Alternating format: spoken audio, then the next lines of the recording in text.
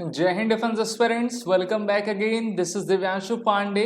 National security adviser Ajit Doval, जिनको हम James bond के नाम से भी जाना करते हैं, अब इनकी विजिट रशिया को होगी, जहां पर भारत रशिया यूक्रेन वॉरफेयर में किस प्रकार से मध्यस्थता कर सकेगा, इस पर वार्ता होगी। साथ ही साथ अक्टूबर मंथ में जो ब्रिक्स प्लस की समिट होनी है रशिया में, उस पर भारत की निगाहें रहेंगी। तो चलिए जानते हैं कि अजीत डोवाल का रशिया का दौरा किस प्रकार से इंपॉर्टेंट रहने वाला है।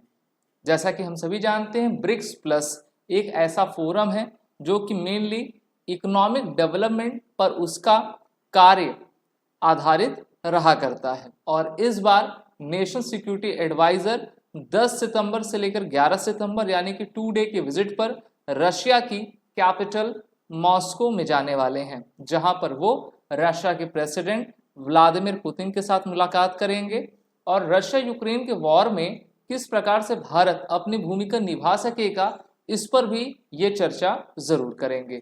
ब्रिक्स प्लस की मीटिंग काफी इंपॉर्टेंट रहा करती है और इस बार अक्टूबर मंथ में इसकी लीडर समिट आपकी होगी, जिसमें हमारे प्रधानमंत्री नरेंद्र मोदी भी जाएंगे। यहाँ पर ये देखना होगा कि भारत रशिया और चाइना के काउंटर पार्ट के साथ अलग अलग डिफरेंट मीटिंग करेगा। इससे पहले जुलाई समिट मॉस्को में आपकी कंडक्ट हुई थी, जहां पर टॉप लीडरशिप ने जो है अपने एजेंडा पर बात की और उस पर कार्य भी किया था। तो यहाँ पर ब्रिक्स में मुख्य 3-4 देश हैं, जैसे कि रशिया, चाइना, भारत। ये 3 देश काफी बड़े देश हैं एशिया के। इसके अलावा अब तो यूएई भी आपका शामिल हो गया है और फिलिस्तीन ने भी अब इसमें अपने तरफ से हम कह सकते हैं कि एप्लीकेशन रखा हुआ है कि उनको भी ब्रिक्स को ज्वाइन करना है। तो ब्रिक्स भी अपना एक्सपेंडेशन आपका करता जा रहा है। ब्रिक्स में अभी 10 नेशंस आपके शामिल हैं। ब्रिक्स देखिए, अगर हम ब्रिक्स को देखें 2009 में इसका फॉर्मेशन हुआ था। पहले तो इसका नाम ब्रिक था, जब साउथ अफ्रीका इसमें जुड़ गया तो इसका नाम ब्रिक्स हो गया। B for Brazil, R for Russia, I for India, C for China, S for South Africa. अब इसके अलावा Saudi Arabia, UAE, Iran, Egypt, Ethiopia ये शामिल हो गए हैं और फिलिस्तीन, जिसको पैलेस्टाइन कहते हैं, उन्होंने अपना एप्लीकेशन इसमें रखा है कि वो भी ब्रिक्स को ज्वाइन करना चाहते हैं। ये मेनली इकोनॉमिक डेवलपमेंट करने वाला एक इनफॉर्मल ग्रुप है, जिसमें अब 10 कंट्रीज आपके शामिल हो गए हैं। तो इसका लगातार एक्सपेंडेशन किया जा रहा है। The last BRICS NSA meeting was held in South Africa Johannesburg in 2023 where Doval also represented Bharat. तो जो हमारी टॉप लीडरशिप है, जैसे कि हमारे विदेश मंत्री हो गए, फॉरेन सेक्रेटरी हो गए, एनएसए हो गए, यही भारत का पक्ष रखा करते हैं और किस तरीके से जियोपॉलिटिकल सिनेरियो में भारत अपना इंटरेस्ट और अपनी भूमिका निर्वाह कर सकेगा, इस पर वो बात रखते हैं। अभी प्रधानमंत्री नरेंद्र मोदी हाल ही में रशिया और यूक्रेन दोनों देशों के दौरे पर गए हुए थे। रशिया के साथ उन्होंने काफ़ी एग्रीमेंट किए और रशिया के द्वारा उनको रशिया का सबसे हाईएस्ट अवार्ड सेंट एंड्रयू से भी आपको सम्मानित किया गया था। अभी हाल ही में दोनों देशों के लीडर के साथ जो है ने टेलीफोनिक कन्वर्सेशन भी किया और जो भी ऑनगोइंग प्रोसेस चल रहा है उस पर अपनी बात रखी है। रशिया इस बीच पिछले 2 साल से सबसे अधिक ऑयल इंपोर्ट रशिया से कर रहा है। तो भारत को सस्ता क्रूड ऑयल मिल रहा है रशिया से, ये फायदा तो भारत को आपका हो रहा है, लेकिन भारत को एक प्रकार से वैश्विक स्तर पर अपनी छवि भी रखनी है और एक लीडरशिप के फॉर्म में भारत आपका आता जा रहा है। भारत चाहता है कि एक मल्टीपोलर देश बने, मल्टीपोलर वैश्विक आपके मल्टी सेंटर्स बने, और अमेरिका क्या चाहता है कि वो यूनिपोलर पावर बनाना चाहता है, जिसमें अमेरिका सेंटर में हो और बाकी सब अमेरिका के चारों ओर नाचते रहें। तो रशिया भी नहीं चाहता कि यूनिपोलर वर्ल्ड बने और भारत चाहता है कि मल्टीपोलर यानी कि जो पावर्स सेंटर्स हैं वो अलग अलग जगह पे रहें। भारत ये भी चाहता है यूनाइटेड नेशंस ऑर्गेनाइजेशन में बड़े बदलाव हों और उन बदलाव के साथ भारत को एक बड़ा स्तर और बड़ी भूमिका निभाने को मिल सके। अगर हम टॉप 7 पॉइंट्स में देखें अजीत डोवाल की यात्रा किस प्रकार से खास रहेगी, तो पहला पर्पस यानी कि क्या हमारा लक्ष्य है। So the main goal of the Doval's meeting in Moscow is to discuss strategies for peace in Ukraine conflict and increase call for dialogue, यानी कि संवाद को स्थापित करना।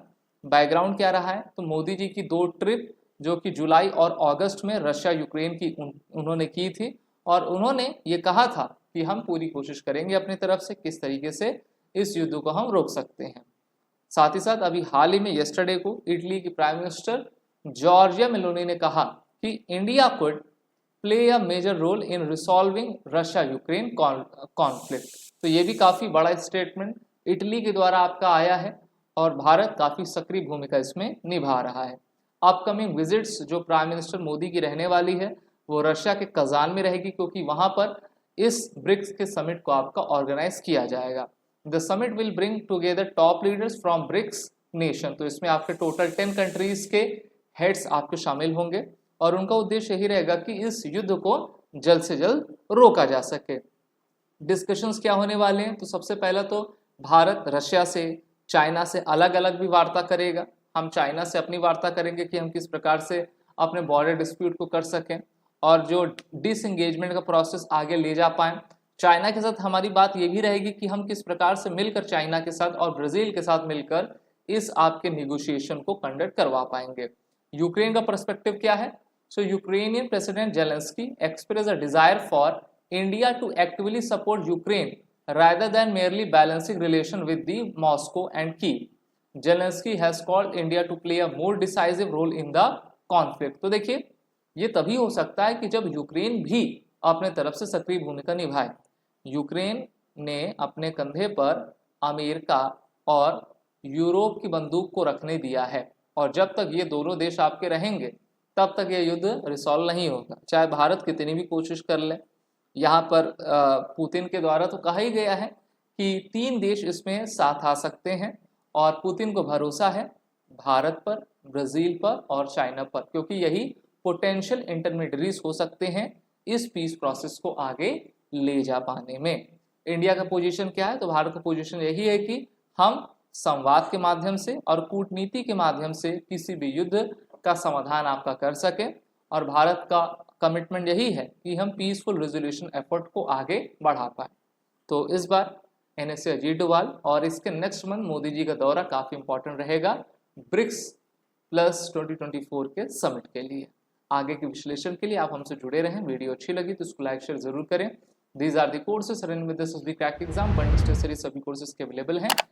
वॉर 10 कोड का यूज करें जिससे कि आपको कोर्सेज में एडमिशन लेते वक्त 10% का फ्लैट डिस्काउंट मिल जाए।